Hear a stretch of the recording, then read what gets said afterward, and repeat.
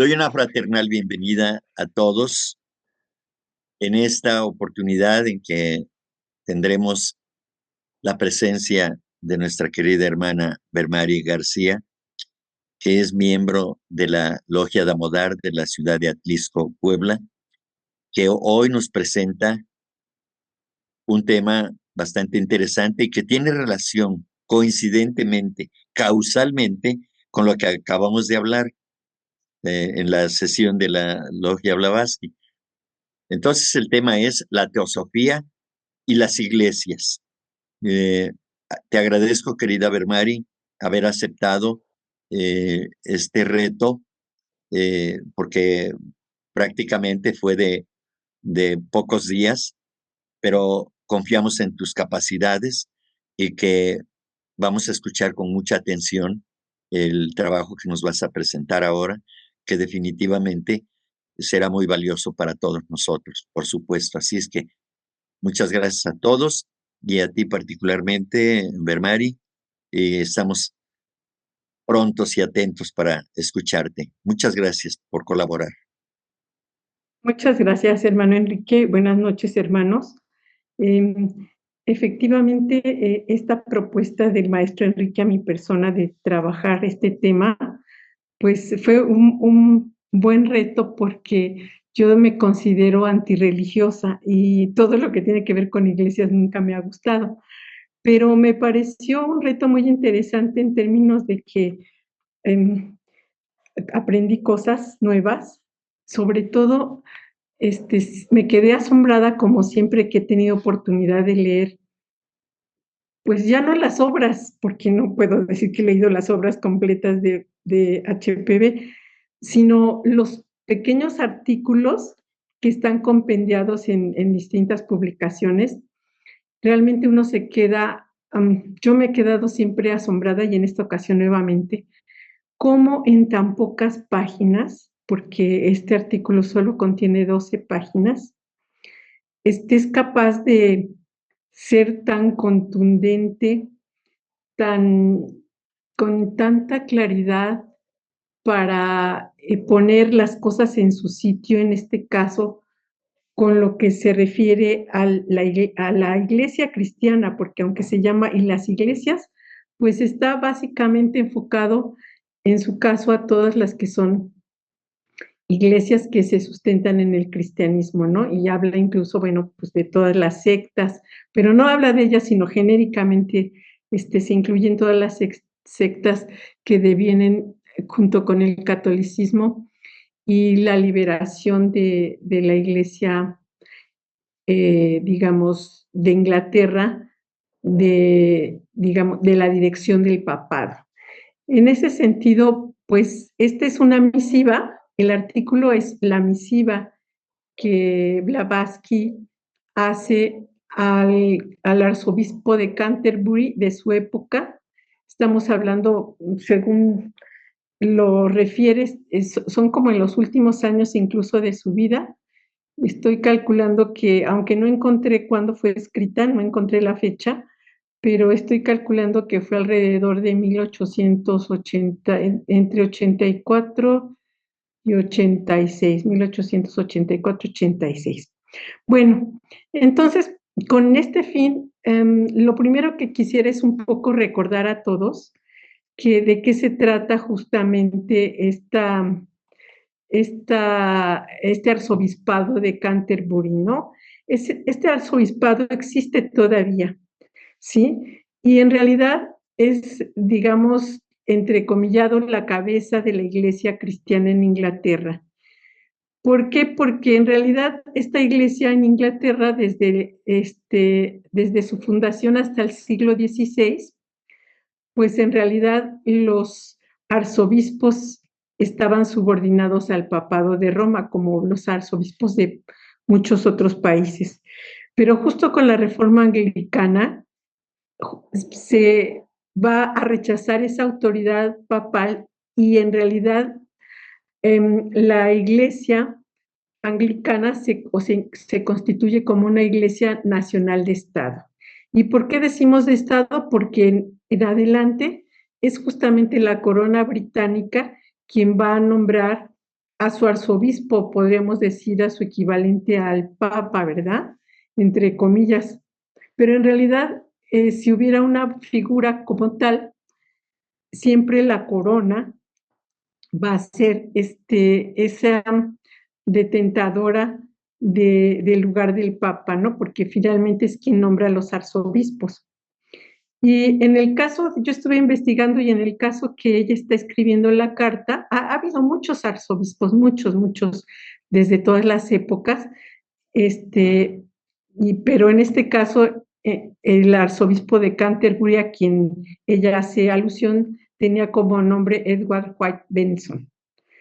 Bueno, también quise un poco señalar que Blavatsky de manera reiterada ha tenido una posición clara frente a las iglesias cristianas.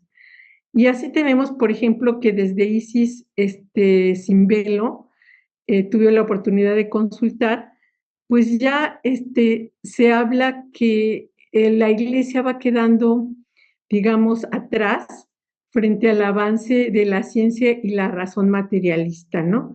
Aunque la iglesia también finalmente detenta una serie de cualidades más que espirituales materialistas, pues esa ciencia y razón de la modernidad van haciendo que que esta iglesia se vaya quedando atrasada y de tal suerte que dice textualmente, dice, la teología de la cristiandad ha sido restregada hasta quedar raída por las mentes más serias de nuestro siglo. La encontramos en su conjunto siendo más subversiva que promotora de la espiritualidad y la buena moralidad.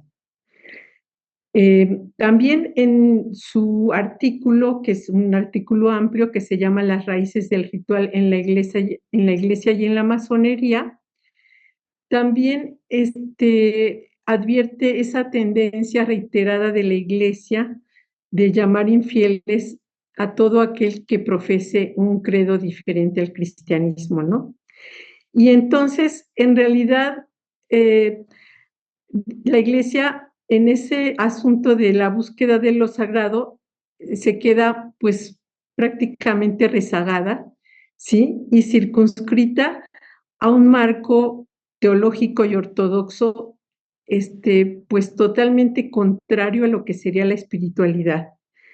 Y en este sentido, esta cita que tomo justamente de las raíces del ritual en la iglesia y en la masonería, nos dice, el recuerdo justamente de millares de brujas analfabetas y los centenares de alquimistas, filósofos y otros herejes doctos torturados, quemados y condenados a muerte es testigo omnipresente de esta interferencia arbitraria y despótica de la Iglesia al hablar justamente de herejes y pues de infieles a todo aquel que no se someta a sus marcos teológicos. También en ese artículo que es muy interesante y que tuve oportunidad de estudiar, que es el de Cultura y Progreso, pues nuevamente toma el tema de la iglesia, justamente la iglesia cristiana como pilar de la civilización occidental de la modernidad, donde acusa que realmente gracias a esa iglesia y gracias a sus seguidores, principalmente mujeres, pues las mujeres se han mantenido o se estuvieron manteniendo, y yo digo que todavía se mantienen, en esa desigualdad en la cultura occidental. Pero es gracias a esa iglesia que nunca ha sido su amiga, sino al contrario, siempre la ha dejado marginada y en su caso sojuzgada. Bueno, estos son unos breves antecedentes sobre el tema para entrar ya al contenido de la carta.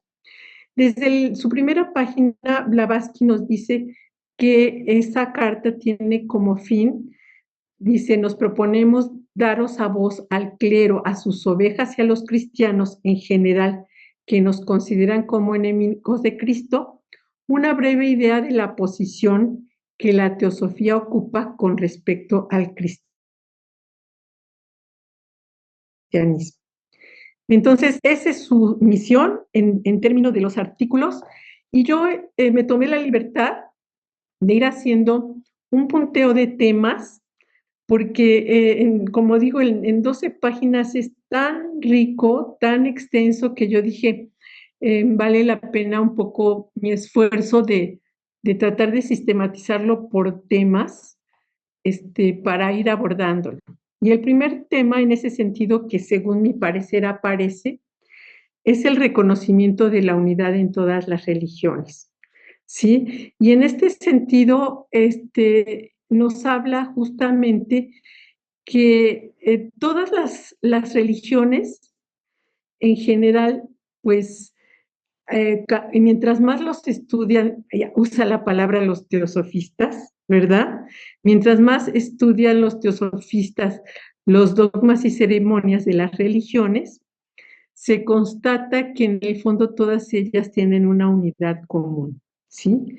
Y en ese sentido declara, por tanto, de inicio también, que la teosofía en realidad es una filosofía que es a la par religiosa y científica, y que su fin último es rescatar el verdadero sentido que tiene cada religión a partir del estudio de sus doctrinas y preceptos.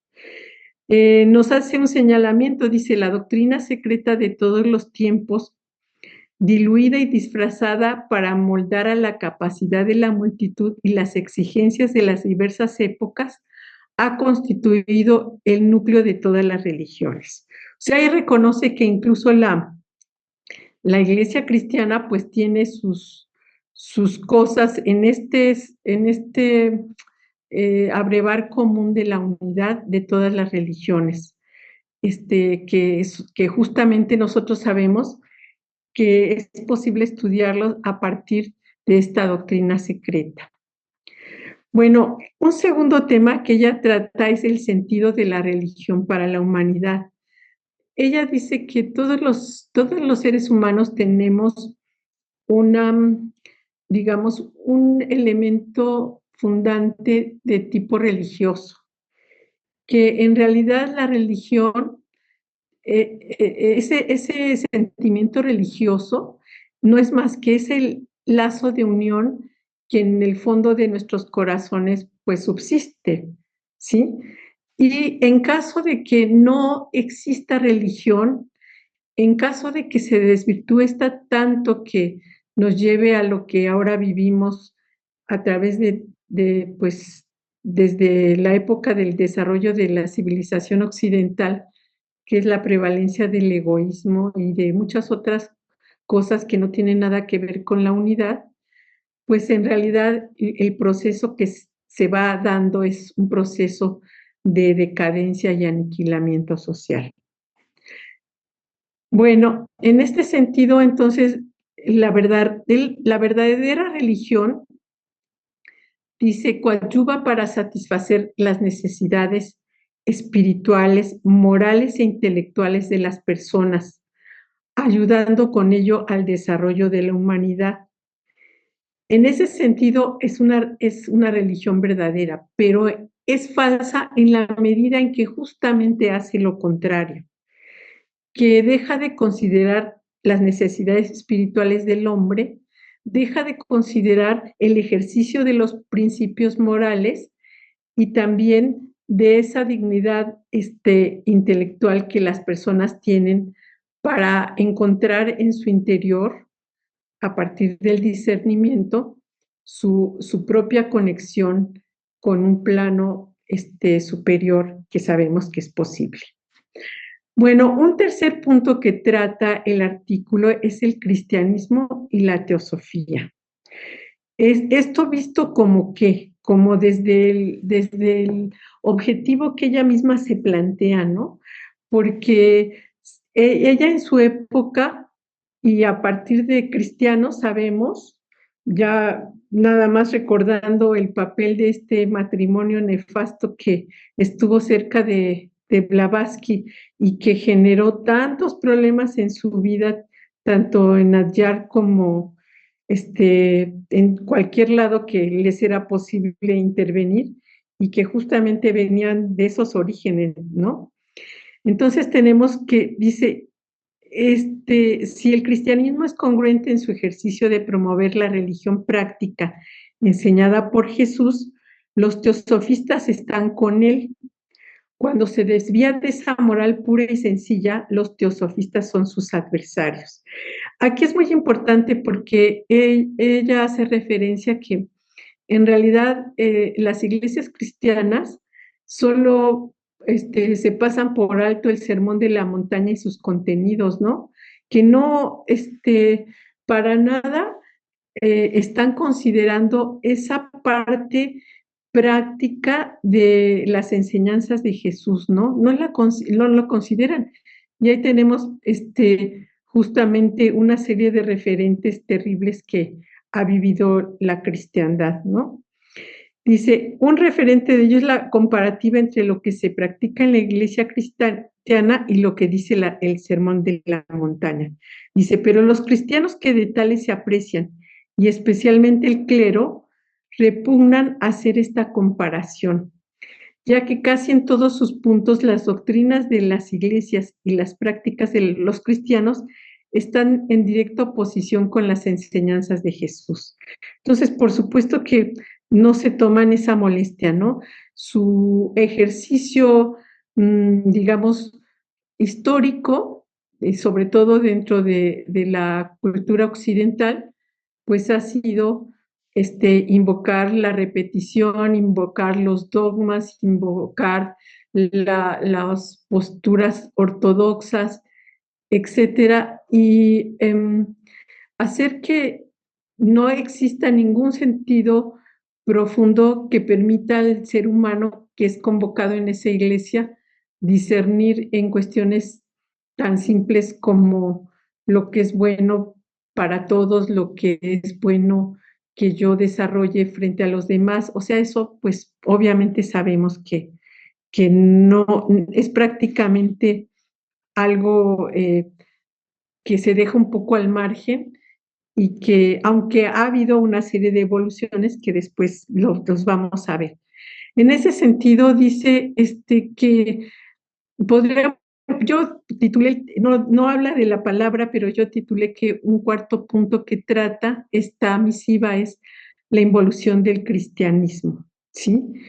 Y habla de que justamente esa doctrina secreta de Jesús que está presente en Marcos, en Mateo y en Lucas, esos son las partes de los evangelios que ella cita, no son tomados en cuenta, no son estudiados. Yo, les soy honesta, no me di a la tarea de hacer una revisión de los mismos, sino, pero seguramente deben tener grandes enseñanzas de esta doctrina secreta de Jesús. Y en general, los líderes cristianos los han desechado a lo largo del tiempo. Y señala que lo que prima en realidad es una vuelta a la superstición y el fanatismo. Y es lo que comentaba hace rato, ¿no? Al ejercicio de oraciones puramente vocales en la Iglesia Anglicana y sus 239 sectas, porque recordemos que está hablando de estas iglesias, de la cual la Iglesia Católica creo que nos escapa. De hecho, lo dicen algunos otros de sus obras. La crueldad de un Dios que condena a los hombres a torturas eternas. El descenso sobre los descendientes de Adán a través de centenares de generaciones, de castigos terribles por una pequeña transgresión cometida por ellos. Sí, aquí habla justamente de ese fanatismo, ¿no? ¿Cómo puede ser? ¿Cuál es la historia de la caída del hombre? Porque además esa caída del hombre, nosotros que poco a poco vamos desentrañando pues esas verdades antiguas, pues no tiene nada que ver con una idea así tal cual del pecado, porque Eva comió una manzana, ¿verdad? Y por eso sus descendientes tenemos que pagar generación tras generación castigos terribles, ¿no? O sea, ese es un sentido verdaderamente fanático, ¿no? La religión cristiana, tal como en la actualidad existe, se compone, dice también, de cortezas de judaísmo, de recortes de paganismo y de los mal digeridos residuos del gnosticismo y del neoplatonismo.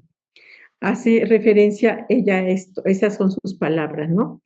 Sin embargo, Blavatsky reconoce que también dentro de la iglesia cristiana, dentro de la iglesia anglicana, hay buenos cristianos muy a despecho de sus instituciones o de su institución como cristianismo, ¿no? Dice, bueno, también hay buenos seres ahí, ¿no? No podemos decir que todos los cristianos son esto, ¿no? No, dice, también a despecho del cristianismo hay muchos buenos seres humanos. Bueno, como parte de esa involución, una de las características centrales es que sabemos que el cristianismo es, digamos, la religión sobre la que se funda el desarrollo de Occidente. Si tal hubiera sido la naturaleza de esta modernidad bajo una religión que le orientara para ser más justo, para ser más caritativo, para ser más veraz, para ser más bondadoso, pero no, al contrario, justamente lo que prima es la lucha del hombre contra el hombre, ¿sí? Y esta lucha del hombre contra el hombre es reconocido como fundamento del progreso, tanto en la ciencia como por la economía, ¿verdad?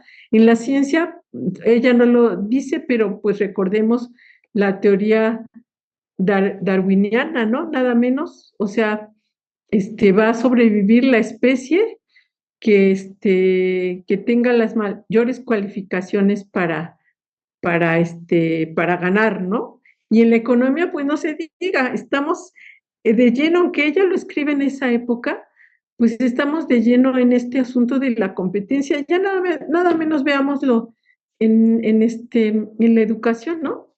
Los sistemas de competencia en la educación que priman en todos los países, las evaluaciones internacionales que son el foco de interés de todos los países y donde vemos que el resultado es el gran número de suicidios en los países donde más se presiona a los niños para que ocupen el primer lugar, ¿no? O sea, no se está fortaleciendo, dice, ella lo dice en sus palabras, hoy se reconoce no el generoso, el piadoso, el noble de corazón, el que perdona, el humilde, el veraz, el honrado y bondadoso, sino los fuertes en egoísmo, en astucia, en hipocresía, en fuerza brutal, en falsas pretensiones, en crueldad, avaricia, los que no conocen el remordimiento.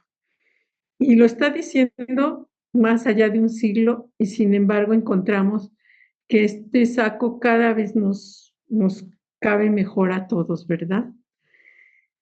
Y bueno, como quinto punto, diría yo que trata el descrédito de la razón materialista.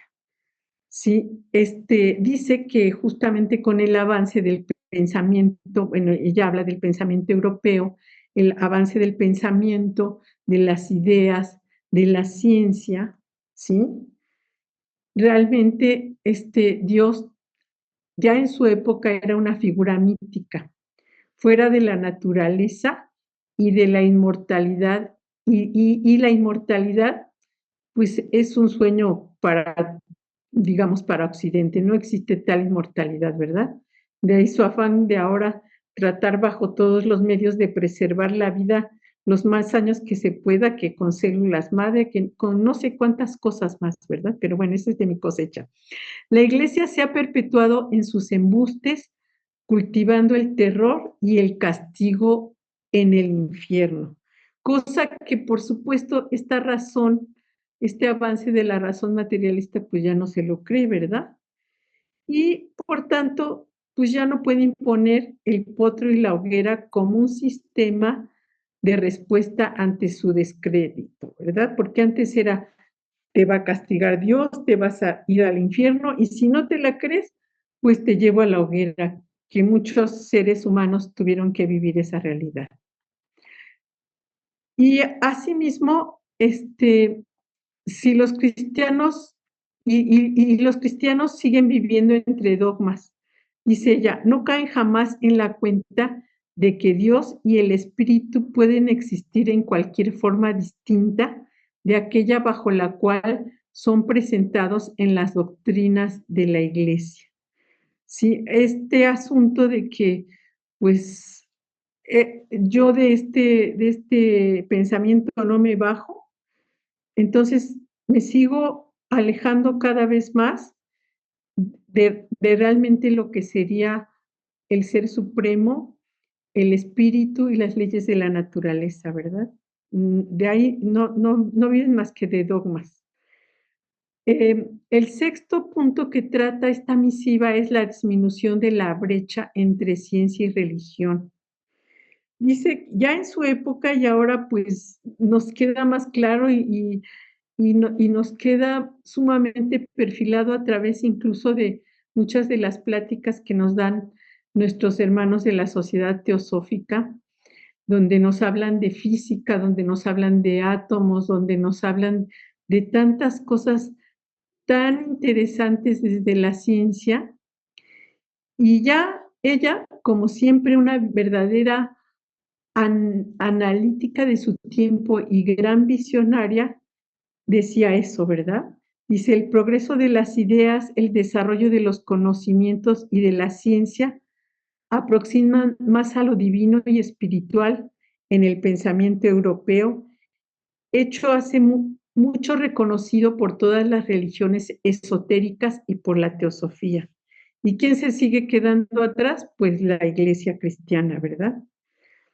Y bueno, en su momento la Iglesia cristiana ha acusado pues a todo aquel que no cree en sus dogmas y por supuesto a los teósofos y seguramente a Blavatsky y a todas las personas que le acompañaban en Inglaterra en sus últimos años, pues todos objetos del ateísmo, ¿verdad?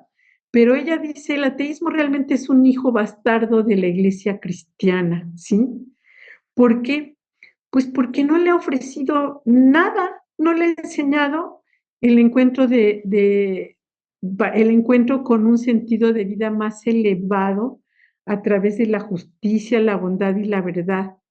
Lo que le ha enseñado, al contrario, es el comportamiento calculado, el comportamiento pues convenenciero, de que si no hace esto o no hace aquello, pues le deviene el premio y el castigo, ¿verdad? Y en ese caso, pues justamente ese comportamiento hipócrita, pues ha hecho de estos sujetos que caigan en una depravación moral per se, ¿no? De ahí que el hombre que razona, el hombre que empieza a crecer en ideas, empieza a tener una gran desconfianza y alejamiento de la iglesia cristiana porque no le ofrece nada, ¿no? Entonces, por eso dice, el ateísmo no es más que resultado de lo que les diste, no les diste nada, ¿verdad? Pues entonces el hombre, por naturaleza religioso, va a buscar el camino para encontrar su conexión con esa parte espiritual. Por tanto, dice, por lo tanto, el interés propio viene a ser el único motivo de su conducta. En el caso, obviamente, estamos hablando de los cristianos, y el temor de que se descubra su culpabilidad, la razón única para huir del vicio. O sea, todo es no porque hay una reflexión más amplia, un discernimiento, sino porque siempre está aquí arriba la amenaza, ¿verdad? Bueno, un octavo punto que trata es las necesidades espirituales de la humanidad. Dice, bueno, en tanto este desarrollo del pensamiento humano se va dando, obviamente que entonces la humanidad de hoy en día necesita otras cosas, ¿verdad? Este, primero que nada, esa necesidad de encontrarse con la divinidad y el principio de inmortalidad del hombre, ¿sí? En una equiparación de las ideas y los conocimientos de su tiempo, que ya dijimos que hasta ella en su tiempo habla de la misma, el avance de las ideas y de la ciencia, ¿no? Dice, no se necesitan más dogmas, ni cielo ni infierno cristianos, sino ese reconocimiento de, pues diría yo, de las leyes de la naturaleza y del principio de inmortalidad del hombre en el marco de la existencia de esa divinidad suprema. Y ella hace la pregunta, ¿en realidad cumple o puede cumplir este requisito el clero cristiano? Y dice que la raza ha llegado a la edad de la reflexión, ya piensa por sí mismo y sus individuos han tomado en sus propias manos la dirección, no solo de sus asuntos privados y sociales, sino además de los espirituales, pues han convenido en que su clero no sabe más acerca de las cosas de los cielos que lo que saben ellos mismos. Entonces, obviamente, encontramos que la iglesia ha ido en declive y creo que hoy día es cada vez este declive más fuerte y más visible para todos, ¿verdad? Eh, ahora, justo ese declive que ella ya este, predica, que ya ella observa, pues hoy en día, a partir de esto, estas soluciones que le está dando el cristianismo moderno, que ya fueron en su época, que lo señala ella, pero que nos ponemos a pensar lo que está haciendo hoy en día, pues nos parece todavía más contundente, ¿verdad? Y dice, la tolerancia y la libertad no es signo de una vida que se renueva, sino del próximo desmoronamiento. No menos engañosa es la energía demostrada en la iglesia con la construcción de templos, aunque millares de seres humanos duerman en las calles y perezcan literalmente de hambre a la sombra de majestuosas catedrales. Y aquí, bueno, yo me puse a reflexionar, ¿no? Esa la tolerancia y la libertad. Cada vez la iglesia, yo no conozco mucho de la iglesia, soy honesta, pero creo que he escuchado que, por ejemplo, de alguna manera, si no bien promueve, cuando menos ya es tolerante al divorcio, por ejemplo, ¿no? Y no sé cuántas otras cosas que antes tenía vedadas, pues está siendo más tolerante y más proclive a la libertad de elección de los individuos, ¿verdad? Pero pues esos son ya, nada más, como dicen, ¿no? Signos de su próximo desmoronamiento, que ahora lo vemos muy claro cuando, por ejemplo, un papa dice, no, pues estamos en quiebra, ¿no? Hace muy recientemente recuerdo haber escuchado esa noticia en el Vaticano, ¿no? No menos, bueno, en el caso de los templos sabemos que hay un montón y cada vez más de su época que se construyeron muchísimos templos y pues hay muchos que se siguen construyendo, ¿no? Pero pues dejan de lado las verdaderas necesidades de los seres humanos, sobre todo de los desprotegidos y de los pobres. Y en ese sentido también habla de la filantropía, ¿sí? Dice, tampoco va a solucionar nada, porque ellos al abrir, y recordé, ¿no? Ella no lo dice ahí, pero ella dice, ese tipo de cosas, de actos no logran más que la dispensa de los cuidados mínimos que debemos a nuestros semejantes desfavorecidos. Y ahora vemos que las iglesias pues tienen en su mayoría comedores, hacen sus fiestas de fin de año para los pobres, hacen una cantidad de actos filantrópicos, pero pues como dice ella, pues no hacen nada que no debiéramos hacer todos los seres humanos frente a los desfavorecidos. Dice, en conclusión, existe una unidad entre la teosofía y las enseñanzas de Jesús, y en tanto ello, La sociedad teosófica no es ningún precursor del anticristo, ningún engendro del diablo, sino el auxiliar práctico, quizá el salvador del cristianismo. Así concluye este artículo y aquí, bueno, solo anoto los grandes temas, ¿no? La importancia de la unidad de todas las religiones, la importancia de la religiosidad en cada ser humano, el alejamiento del cristianismo de las enseñanzas verdaderas de Jesús, el cristianismo actual que no es más que un espacio de retazos no comprendidos de la propia doctrina secreta, a diferencia de muchas religiones que sí tienen muy claro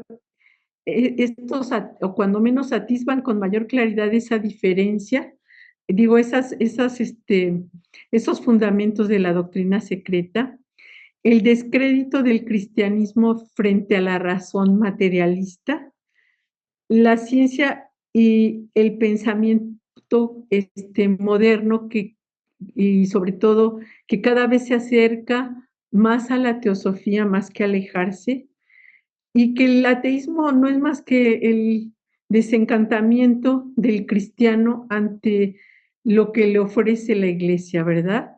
Y bueno, la necesidad de que ya el hombre ha estado buscando por sí mismo fuera de iglesias, esa necesidad de la espiritualidad y que en su defecto la teosofía es, es una fuente para todo aquel que buscamos encontrar nuevamente nuestros orígenes a partir de el conocimiento de las grandes verdades de todos los tiempos.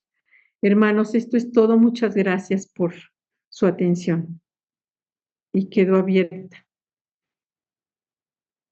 Muchas gracias, Vermari. Sin lugar a dudas,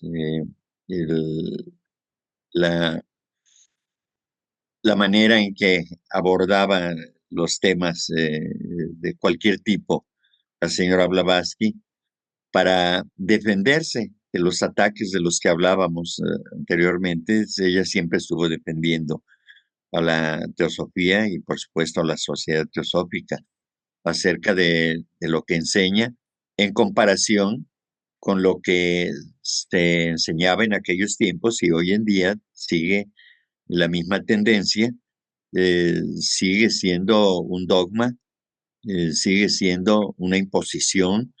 No hay libertad para que los demás o los creyentes puedan discernir, puedan pensar, razonar por su cuenta propia. Y eso pues es algo que, si bien es cierto que cada quien se ubica donde le corresponde, porque vibra con ese tipo de energías, entonces, sin embargo, también eh, las religiones han contribuido para que eso prevalezca. Finalmente, cada ser humano, cada grupo social se irá diferenciando de otros al cabo del tiempo y se irá desatando, irá abandonando, rompiendo esas cadenas que lo han tenido atado dentro de un paradigma, pero que finalmente pues se libera. Y entonces, eh, pues como ya lo habías comentado, es admirable la forma en que la señora Blavatsky pues tenía la capacidad de, de proyectar esas ideas, asumirlas primeramente y luego proyectarlas para aclarar cada uno de los juicios a los que se sometían a la sociedad teosófica en aquellos tiempos y a lo que enseñaba. Así que, bien, pues nuevamente reitero mi agradecimiento por haber hecho esta colaboración muy interesante y que de una forma sencilla y clara nos pusiste de manifiesto el pensamiento de la señora Blavatsky, dando tus puntos de vista también, que son importantes y muy interesantes. Es que gracias por todo el trabajo que has hecho. Adelante, Rosy. Hola, buenas noches, Bermari. Pues increíble tu clase, maravillosa. Y me recordó que hace tiempo, bueno, tengo un amigo de muchos años desde la adolescencia, un gran amigo y hermano, obviamente, pero él es así como que católico de hueso colorado, casi casi de los que toman su chocolate con su cura, ¿no? Entonces, hace poco, hace unas semanas, nos encontramos y platicando, no sé por qué salió. Bueno, procuro, como dice el dicho, ¿no? El dicho, mejor no hables ni de religión ni de política, ¿no? Y lo evito porque tú sabes con quién puedes hablar de estas cosas, ¿no? Entonces, pues sin querer salió lo que es la divinidad.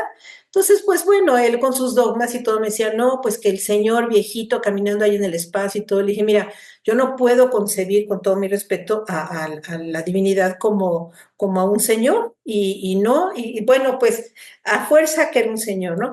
Entonces le dije, mira, yo nada más te puedo comentar algo como porque me pidió mi opinión. Entonces yo fui así como que, híjole, no sé ni cómo explicarle, porque pues son personas que son aferradas al dogma, ¿no? Entonces yo lo que le comenté fue lo siguiente, le dije, mira, para mí te lo voy a decir personalmente y como muchos pensamos que somos filósofos, se lo dije más así, ¿no?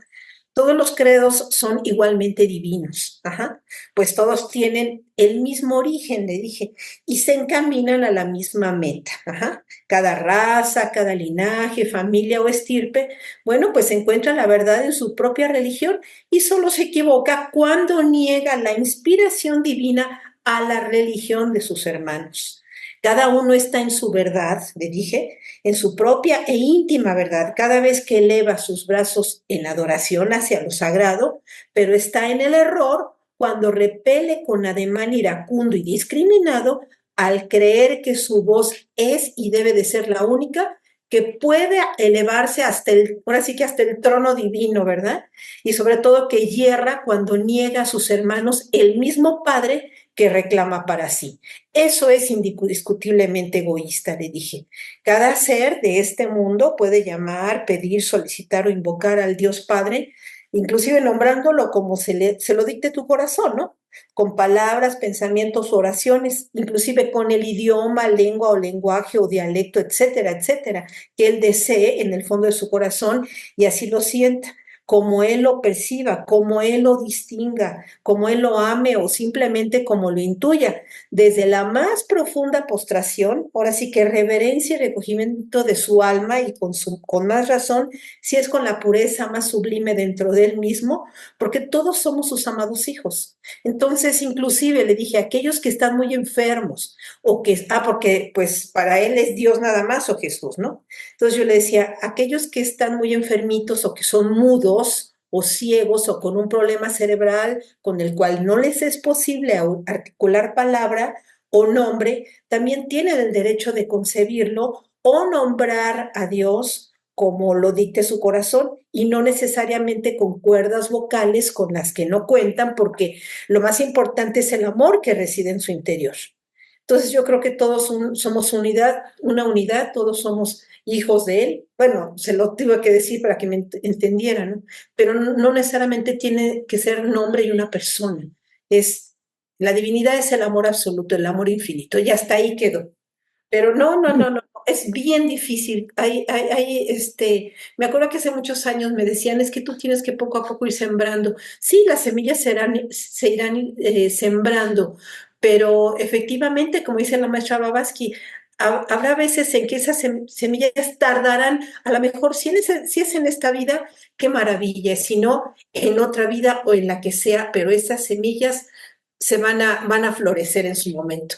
Pero una persona tan dogmática, que tiene, ahora sí que ya sus ideas tan fijas, no lo podemos cambiar. Es como pedirle a un niño de kinder con una metralleta que haga una ecuación, ¿verdad?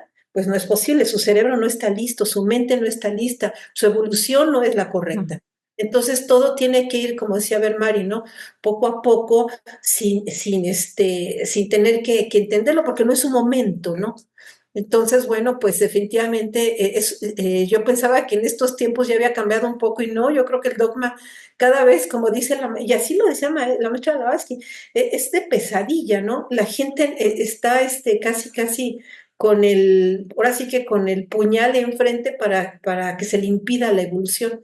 Por fortuna, hoy en día ya hay muchos seres que buscan, que no les cuadran muchas cosas y que ya están dispuestos a encontrar verdades. Y eso lo vemos con tantas personas que están entrando, inclusive en la sociedad teosófica o inclusive al rosacrucismo o colegios donde se les enseñen estas verdades. Muchísimas gracias, Bermari, por lo que nos comentas. Y bueno, quise compartir esto porque pues va de la mano con eso, ¿no? Que a veces es muy difícil, no puedes hablar con toda la gente o como decía Elsa, mi hermana Elsita Franco, ¿no?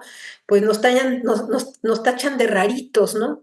Pero bueno, pues seremos las ovejas negras de la familia y yo me siento muy feliz de ser esa oveja. Gracias Gracias, a Rosy, todos. gracias por tu comentario muy rico, gracias. Hola, buenas noches, Bermari, muy Buenas interesante. noches, Pati. ¿Cómo estás? Oye, Bien, una gracias. pregunta. La mayor parte de las religiones obviamente sienten tener la verdad. ¿Por qué pierden el piso al convertirse en fanáticos? Gracias, Bermari. Eh, em, Mira, yo la verdad es que siempre he creído, bueno, este, las religiones, porque no todas son así, pero las religiones que se fundan en dogmas inamovibles, en realidad comparten, para mí, esta es mi visión nada más, comparten un miedo común, ¿no?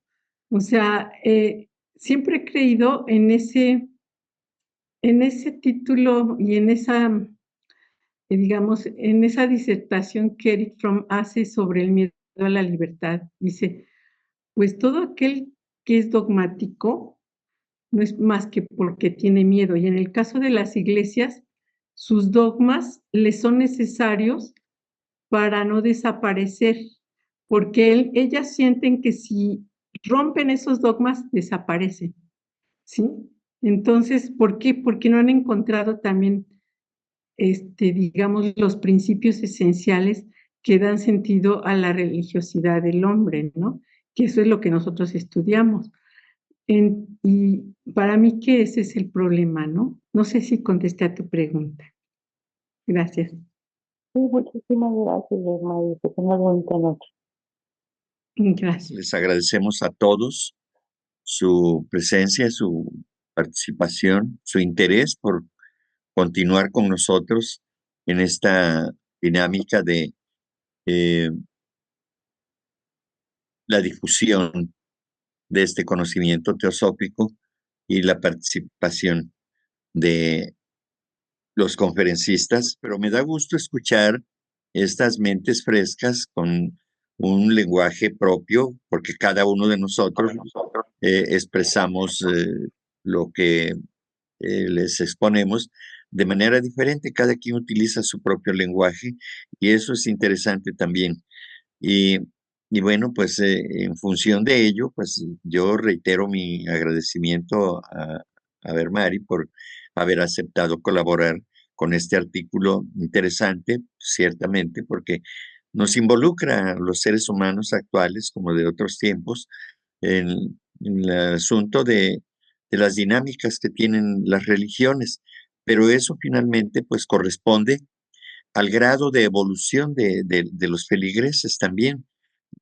Las religiones son necesarias para todos los niveles y cada nivel de evolución, es decir, de la conciencia humana, eh, lo interpreta de manera diferente. Y eso es lo importante que tiene la teosofía, que tenemos esa libertad de poder interpretarlo de diferentes maneras y reconocer que existen esos niveles y que además cada uno tiene derecho de estar donde está, por supuesto.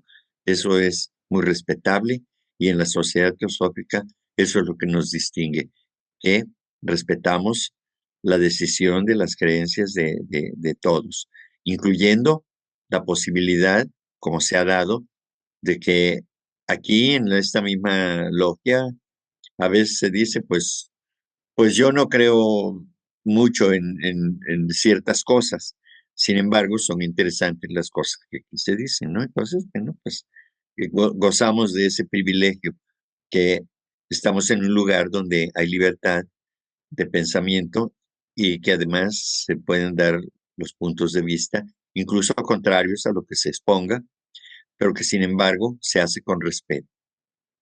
Entonces, pues enhorabuena para todos, feliz noche, feliz descanso